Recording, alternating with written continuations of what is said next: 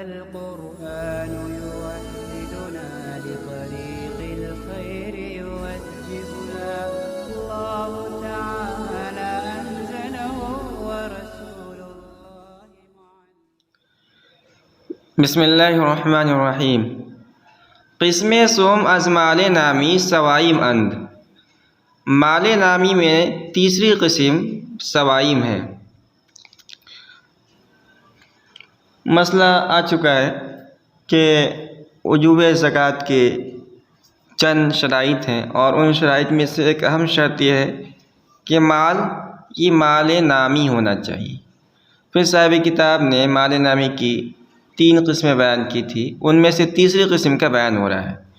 تو تیسری قسم کہہ رہے ہیں کہ سوائم ہے۔ اب سوائم کے مطلب کیا ہے؟ کہہ رہے ہیں کہ یعنی شترا یا گاواں یا بزہا، یعنی اونٹ یا گائے یا بکریاں، مخلوط نر و مادہ، ملی ہوئی ہوں نر اور مادہ، یعنی خواہ بیل ہو یا بکری ہو، اونٹ ہو یا اونٹنی ہو، بکرا ہو یا بکری ہو، بہرکیف جو بھی ہوں، یہ سب کے سب سوائم ہیں۔ کب سوائم ہوں گے؟ کہ اکثر سال بر چریدن در صحرا کفایت کنند، کہ سال کے اکثر حصے میں جنگل میں چرنے پر کفایت کرتے ہوں، یعنی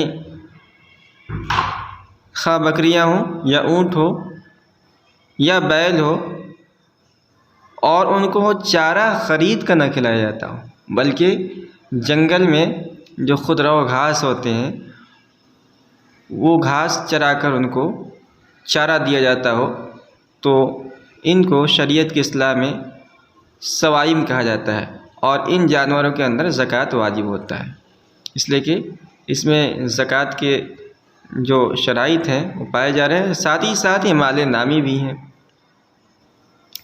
وہم چنی گلے اسفا، اور اسی طرح گھوڑوں کا جو ریوڑ ہو اس کے اندر بھی زکوٰۃ واجب ہوگا۔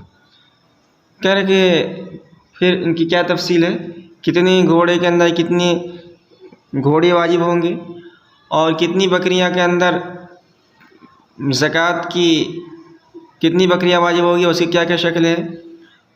کہہ رہے ہیں وہ تفصیل نصاب اجناس سوائم و قدر واجب آطول دارد۔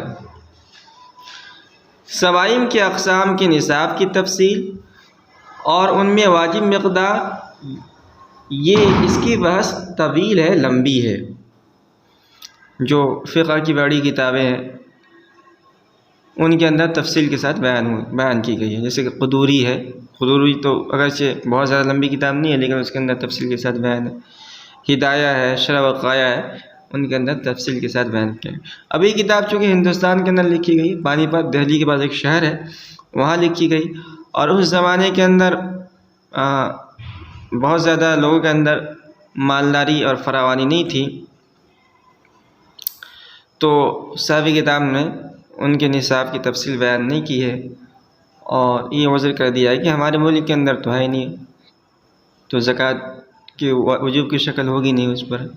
وَدَرِی دیار ای اموال بقدر وجوب زکوٰۃ نمی باشد، اور اس دیار میں یعنی ہندوستان کے اندر وَدَرِی دیار ای اموال بقدر وجوب زکوٰۃ نمی باشد، اور ہمارے اس دیار کے اندر یہ اموال یعنی سوائم وجوب زکوٰۃ کی مقدار میں نہیں ہے، لہذا مسائل زکوٰۃ عام مذکور نہ کردہ شد، اس لیے زکوٰۃ کے مسائل کو یہاں ذکر نہیں کیا گیا ہے۔ وہم چنی احکام عشر زمین عشری، اسی طرح عشری زمین کے عشر کے احکام بھی اس کتاب کے اندر ذکر نہیں کیا ہے، کیونکہ جس طرح ہم نے اس کتاب کے اندر سوائم کے مسائل کو نہیں چھڑا ہے، اس لیے کہ اس ملک کے اندر لوگوں کے پاس اس قسم کے جانور نہیں ہوتے ہیں، اور اتنی مقدار میں نہیں ہوتے کہ اس پر زکوٰۃ واجب ہو جائے، اسی طرح ہم نے اس کتاب کے اندر عشری زمین کے مسائل کو بھی نہیں بیان کیا ہے، کیونکہ دریں دیار نیست، اس لیے کہ اس ملک کے اندر عشری زمین نہیں ہے۔ اب یہ مختلف ہی مسئلہ ہے کہ ہندوستان کی زمینیں عشری ہیں یا نہیں، لیکن صاحب کتاب کا ماننا یہ ہے کہ ہمارے ہندوستان میں عشری زمین نہیں ہے۔ اور مسائل عاشر کے بطرق و شوارع باشد، اور اسی طرح ہم نے اس کتاب کے اندر عاشر کے مسائل کو بیان نہیں کیا جو راستے پر یعنی عشر اصول کرنے پر مقرر ہوتا ہے۔ عاشر اس آدمی کو کہتے ہیں جس کو حکومت یا اسلامی حکومت عشر وصول کرنے پر مقرر کرے، تو اس کتاب کے اندر اس کے مسائل نہیں بیان کیے گئے ہیں۔ یہ مسئلہ پورا ہو گیا۔ اب آگے مسئلہ بیان کرنے ہیں۔ مسئلہ: اگر مسلمان یا ذمی کان ازر یا نقرہ یا اہن یا مس یا مانند در صحرا یافت، اگر مسلمان یا ذمی یہ ایک اصطلاحی لفظ ہے اور اس کافر کو کہا جاتا ہے ذمی جو معاہدہ کے تحت دارالاسلام میں رہتا ہو۔ تو کہہ رہے اگر مسلمان یا ذمی کان ازر یا نقرہ، سونے یا چاندی کا کان یا آہن یا لوہے کا کان یا مس یا تانبے کا کان یا مانند یا اس جیسی کوئی چیز در صحرا یافت، جنگل کے اندر پاتا ہے، پنجم حصہ اعضاء گرفتہ شود، تو اس کا 5واں حصہ لیا جائے گا۔ اسے شریعت کے اصطلاح میں خمس کہا جاتا ہے۔ و 4 حصہ، اور جو 5 حصے کیے جائیں گے، اور ایک حصہ تو گورنمنٹ کو جائے گا، اور 4 حصہ یہ یابندہ لفظ ہے۔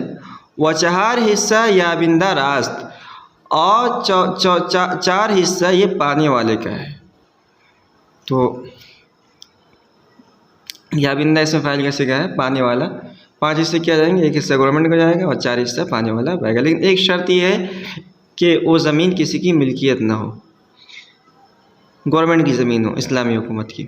اگر زمین مملوک کے کیسے نیست، بشرطے کہ زمین کسی کی مملوک نہ ہو، اور اگر مملوک است، اور اگر کسی کا زمین کسی کی مملوک ہے، 4 حصہ مالک راست، تو 4تھائی حصہ اس کا، 4 حصہ اس کے مالک کا ہوگا۔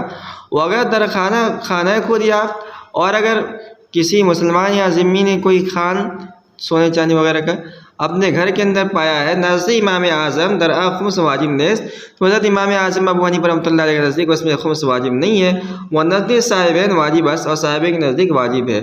وہ اگر در زمین زراعت خود یافت، اور اگر اپنے کھیتی کی زمین میں پایا ہے، درآ 2 روایت است، تو اس سلسلے میں بھی 2 روایت ہے۔ وجوب ایک روایت میں کہ واجب ہوگا، دوسری روایت میں واجب نہیں ہوگا۔ بہرکیف اسے شریعت کے اصطلاح میں خمس کہا جاتا ہے، اور اس کی تفصیل، مزید تفصیل یہ فقہ کی بڑی کتابوں کے اندر آپ پڑھیں گے۔ مسئلہ: کسے گنج یافت اگر درآ علامت اسلام است، کسی نے اگر کوئی خزانہ پایا۔ اب دیکھیے اوپر جو مسئلہ بیان ہوا تھا نا، وہ تھا فطری جو خزانہ ہے، یعنی سونے چاندی اپنی فطری شکل کے اندر اللہ تعالیٰ نے ان کو زمین کے اندر عودیت کر رکھا تھا، کسی نے کھدائی کی جنگل کے اندر یا اپنے گھر کے اندر، تو وہ نیچرل شکل کے اندر جو ڈلے ہوتے ہیں وہ نکل آئے، تو اس میں خمس واجب ہوگا۔ اب یہ جو مسئلہ بیان ہو رہا ہے یہ ہے کہ کسی نے خزانہ دفن کیا ہے، مثال کے طور پر سونے کے اشرفیہ ہے یا عورتوں کے زیورات ہے۔ اب آدمی حفاظت کے لیے اس کو دفن کر دیتا ہے اور پھر بھول جاتا ہے، یا آدمی مر جاتا ہے جس نے دفن کیا ہے، بعد میں کبھی کسی نے کھدائی کی اور کھدائی میں اس کو مل گیا، تو اسے کہتے ہیں خزانہ ملنا۔ تو کہہ رہا ہے کہ کیسے گنج یافت اگر کسی نے کوئی خزانہ پایا، اگر درآ علامت اسلام است، اگر اس میں اسلامی کوئی علامت ہے، مثل سکہ اہل اسلام است، مثال کے طور پر وہ مسلمانوں کا سکہ ہے، کبھی 100-200 سال پہلے کوئی اسلامی حکومت رہی ہوگی اور اس کے زمانے میں جو سکہ چلتا تھا کسی نے اسی کو دفن کر دیا تھا، اس سکے پر اسلام کی علامت تھی، مثال کے طور پر لا الہ الا اللہ لکھا ہوا تھا یا اللہ کا نام لکھا ہوا تھا۔ آرا حکم لقطہ است، تو اس کا حکم لقطے کا حکم ہے۔ مالک شرح تلاش کردہ باید، اس کے مالک کو تلاش کیا جائے گا۔ اب مثال کے طور پر 100 سال پرانا ہے تو اس کے مالک کو کیسے تلاش کریں گے؟ اس کا مالک تو قبر میں چلا گیا ہے، تو اس کے جو وارث ہوگا اس کو تلاش کیا جائے گا۔ کوشش کی جائے گی۔ کہہ رہے کہ اگر مل جائے رسانی تو اس تک پہنچا دیا جائے گا۔ واقع در علامت کفر باشد، اور اگر اس میں کفر کی علامت ہو، خمس گرفتہ شود تو اس میں سے بھی خمس لیا جائے گا، اور باقی یابندہ راست، اور باقی جو بچے گا 4 حصہ وہ پانے والے کا ہوگا۔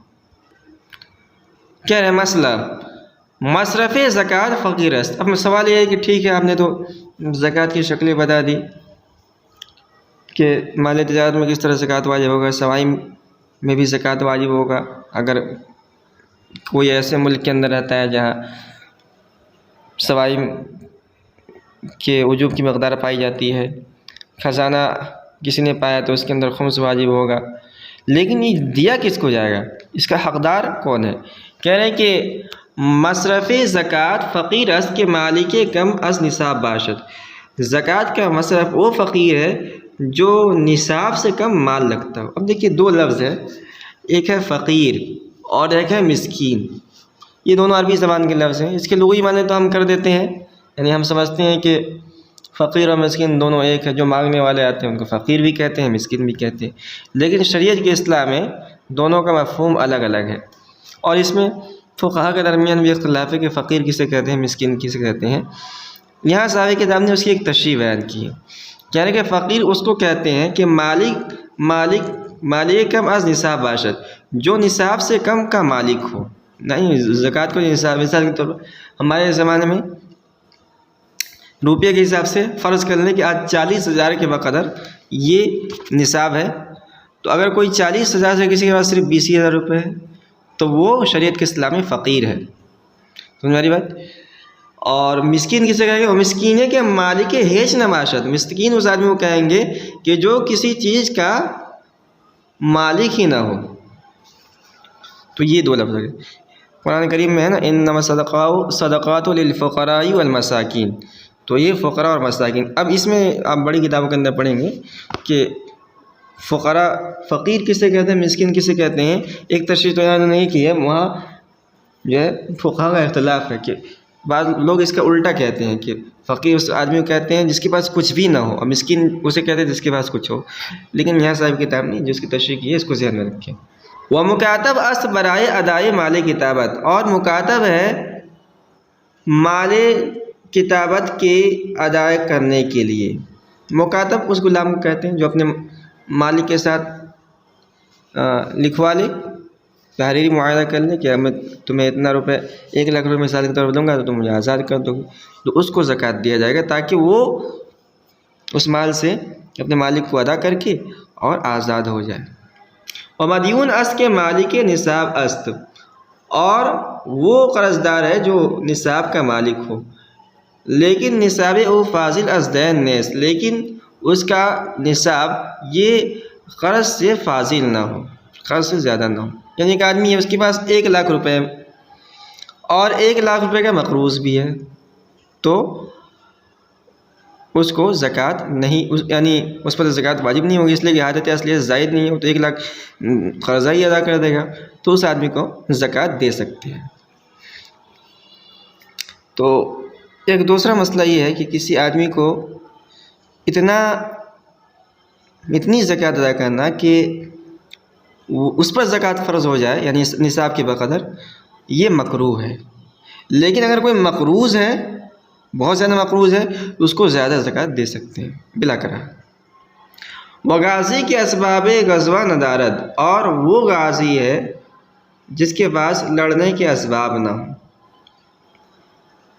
مثال کے طور پر از اسف، جیسے کہ گھوڑا، و عراق، اور دوسرے جہاد کے جو ساز و سامان ہے، تیر ہے، تلوار ہے، اس کے پاس نہ ہو تو اس کو زکوٰۃ دے سکتے ہیں۔ یہ مسئلہ ہے پورا وغیرہ۔ کہہ رہا وہ کسے کے مال لارد در وطن و در سفر است، بعید از وطن مال ہمراہ ندارد۔ اسی طرح اس مسافر کو بھی زکوٰۃ کے مال لے سکتے ہیں جو مال تو رکھتا ہو در وطن، اپنے وطن کے اندر، و در سفر است، لیکن وہ سفر کے اندر مسافر ہے، بعید از وطن، اور اپنے وطن سے دور ہے، مال ہمراہ ندارت، اس کے پاس مال نہیں۔ مثال کے طور پر ہم ہی ہیں، رمضان کے مہینے میں سفر کرنے جاتے ہیں، کبھی چندہ کرنے جاتے ہیں، اور ہمارے گھر کے میں تو روپیہ پیسہ ہے، مالدار ہیں لیکن وہاں گئے مثال کے طور پر سارا مال کسی نے چھین لیا، چوری ہو گئی، کچھ نہیں ہمارے پاس، تو اگرچہ ہم مالدار ہیں مگر ہم زکوٰۃ لے سکتے ہیں۔ یہ بات یہاں پوری ہو گئی۔ کہہ رہے ہیں واضح اصناف، جو یہ اقسام بیان کیے گئے ہیں، فقراء، مساکین، غازی، مکاتب، کہہ رہے کہ واضح اصناف ایک صنف رابطات، ان اقسام میں سے چاہے تو کسی ایک کو دے دے یا ہما شعرا یا سب کو دے دے۔ ایک آدمی نے 1 لاکھ میں 2,500 روپے زکوٰۃ نکالا تو چاہے تو اسے جو ہے کسی غازی کو دے دے پورا 2,500 روپے، یا تھوڑا تھوڑا 500 روپے کر کے سب کو بانٹ دے، دونوں شکل میں جائز ہے۔ لیکن زکوٰۃ دہندہ مال زکوٰۃ و اصول و فروع و زوج خود یا زوج خود و بندہ خود و مکاتب خود و مدبر و ام ولد خود نہ دہد۔ کہہ رہے کہ لیکن زکوٰۃ دینے والا مندرجہ ذیل لوگوں کو زکوٰۃ نہیں دے گا، اگر دے گا تو زکوٰۃ ادا نہیں ہوگی۔ کس کو؟